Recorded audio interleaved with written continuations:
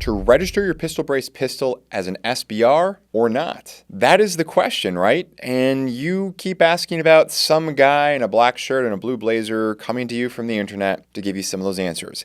Let me talk you through my list of pros and cons and how I would go about analyzing this here in this video. Let's get into it.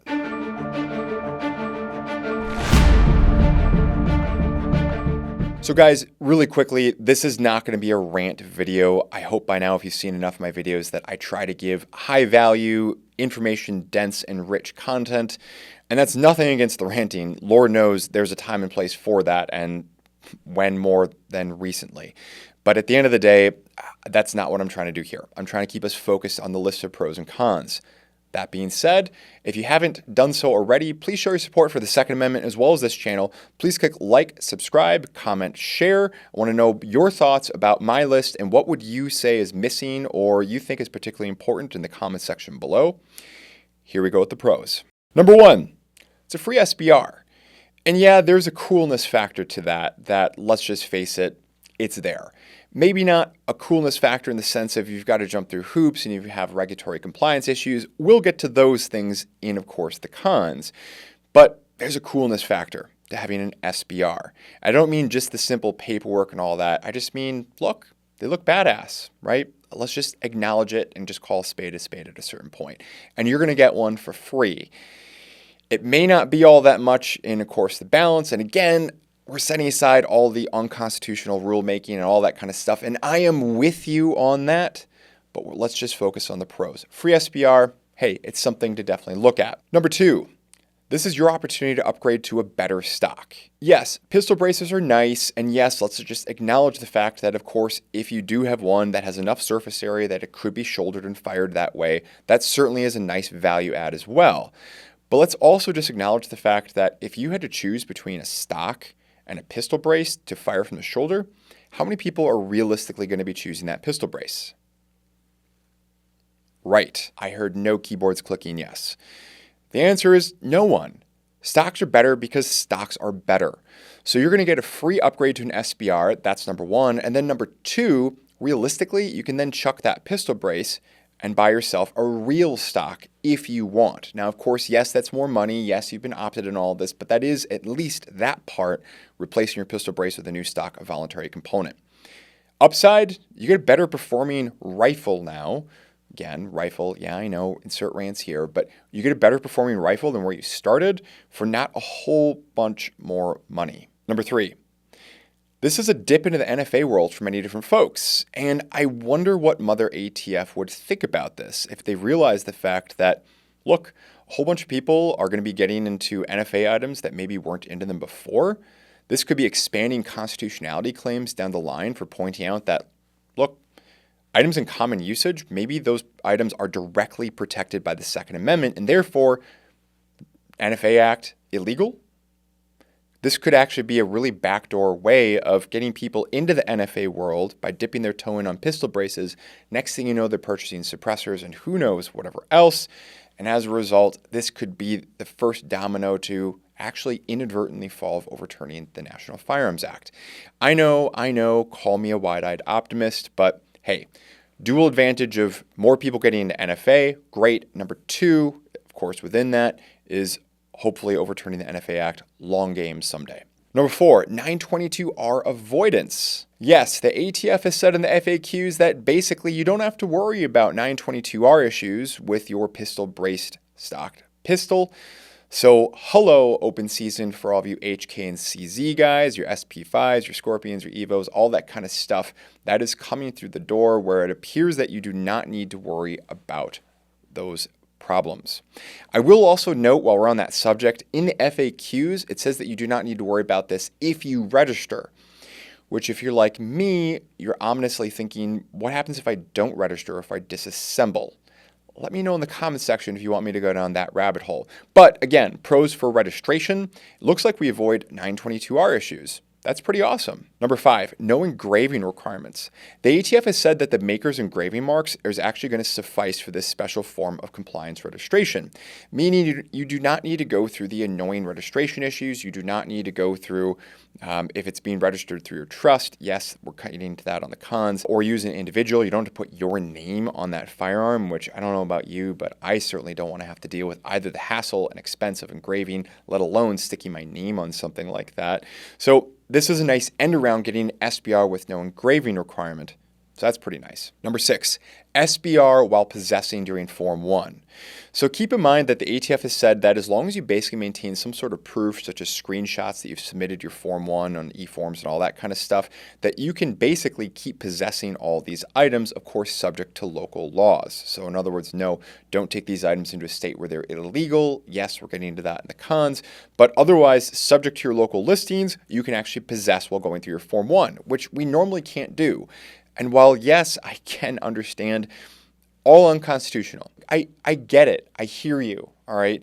But working within the system here, which we shouldn't have to do, but for right now we do, this is not a bad way of doing that. Number 7, possible appreciation of value. While I realize that one of the downsides is, of course, you can no longer sell this stuff without going through Form 4s when it comes to SBRs that are already on the registry, we do have to also acknowledge the fact that someday, if there is going to be a complete ban similar to the Firearm Owners Protection Act that we saw with machine guns in 1986, where there's now a capped inventory of these in circulation, for those of you who out there like playing your Wall Street bet stocks and all that kind of stuff, it could be that your pistol-braced AR-15 or something like that, which maybe had an assembled value of less than $1,000 in 2023, by the year, say, 2040, maybe that's worth $10,000, $20,000 or more.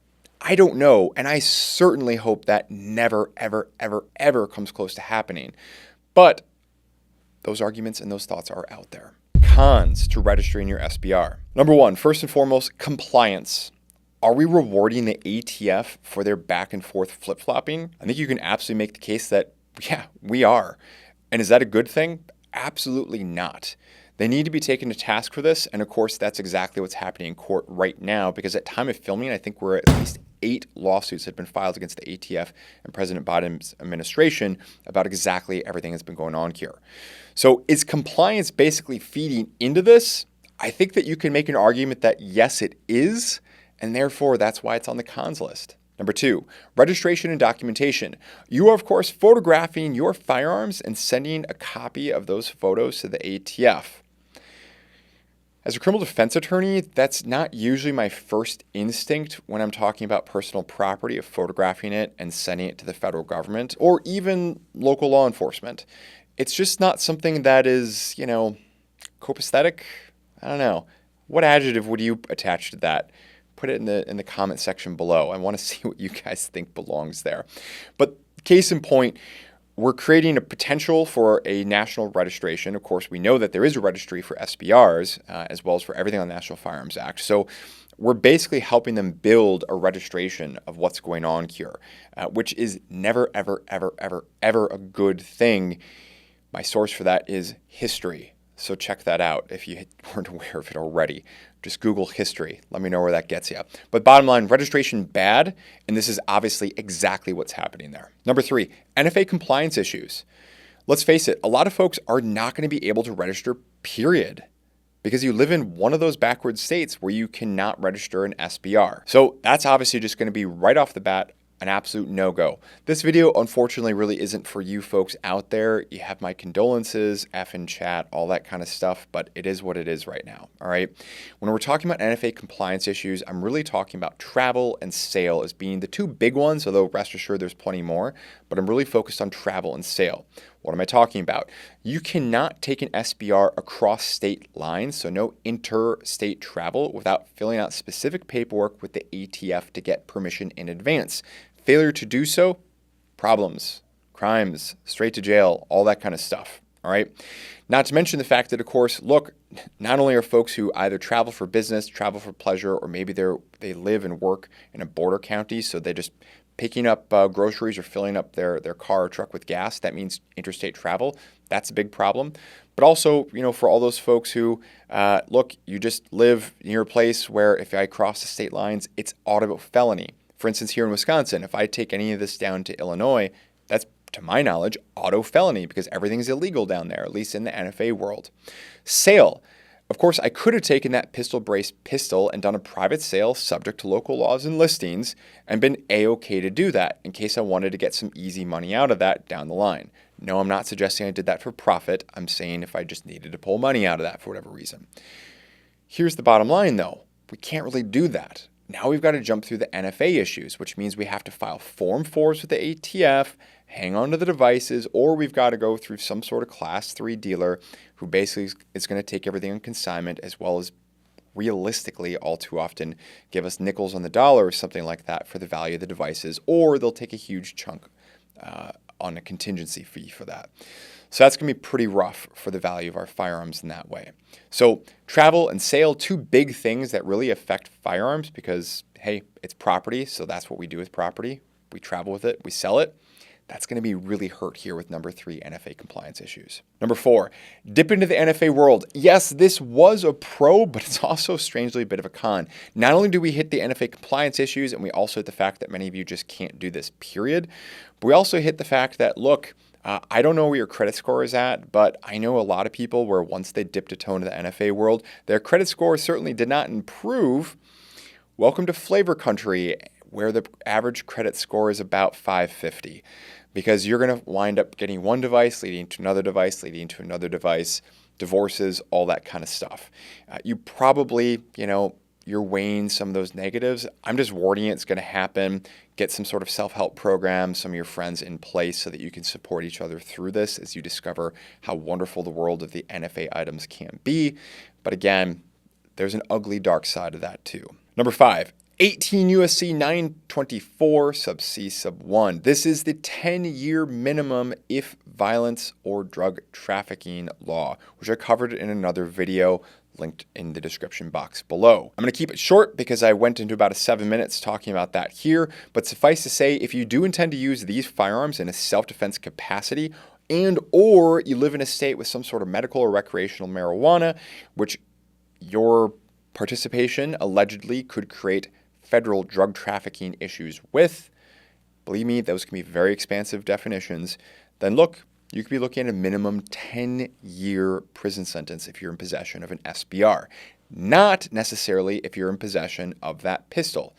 Don't worry, it's still a minimum sentence, but not 10 years. Number 6, if the ruling gets overturned.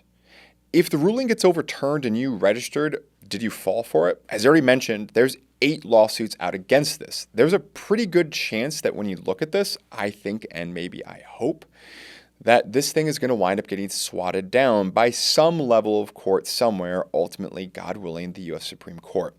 If this does happen, you are now, of course, on record with the ATF that you possess these items at this particular time. And yeah, you can send an email to the email address that they give you where you can try to take it off the registry. I get it, but let's face it. Just because it's off the registry, do you really think that all the records of that have been purged and cleared out? I didn't think so either.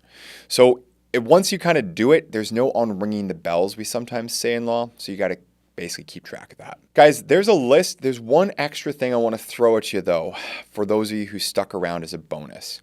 And this is something that I've had many conversations with clients. You got to remember, there's over 20 attorneys at my law firm here in Wisconsin. We're the largest criminal defense law firm in the state. And we represent good people on a bad day. That's kind of our crowd. And oftentimes good people on a bad day get into a situation where they are caught between their principles and the pragmatism of their life. What I'm about to say is very ugly, but it's equal parts true. Where sometimes if you've got kids, a mortgage, a job, all that kind of stuff, and the prosecutor charges you with something that we might consider that amoral, we might consider it unconstitutional. But you may have a criminal defense attorney who has to have a very real conversation with you of, look, if you want to take your case to trial, you're facing 10 years. Maybe that winds up being 2 to 3 or maybe 4 in, and then the rest on some sort of supervision or something like that. But you're looking years gone. That's going to have a massive impact on, of course, your family, your children, your marriage, your finances, your house, everything, categorically. Or the prosecutor will offer you this lower felony charge, whatever the case may be, or significantly reduced jail time, prison time, whatever. And for a lot of you, you're going to be strongly tempted when you're out of keyboard commando mode and you're actually thinking about, this is the life I've built for myself. Crap, right. Guys, I cannot stress enough. I'm not saying that that's fair, and hopefully you have an attorney like our firm who's absolutely ready, willing, and able to fight for you. But at the end of the day, it's not my job as your attorney to actually make these decisions. It is your job down the lens to make these decisions, hopefully with the advice of fantastic counsel. My point being is that if you choose to not comply on principles, I want you to at least think about, how far am I willing to take this? Are you willing to go to prison for this? And what does that mean? No, that's not me trying to suggest you shouldn't comply or you should comply or anything of the sort. I'm simply giving you a list of pros and cons to build from. But what do you think? Let me know in the comment section below. If you stuck around this long, both myself and the algorithm love you. YouTube loves average view duration for videos, so just being transparent as ever as I can do. Guys, please take a moment if you've not already done so. Click like, subscribe, share the video around, and as always, I will see you in the next one. Guys, if you enjoyed this video, you might like some of the other content that we've been up to recently. Please feel free to check out these other videos. We'll see you in the next one.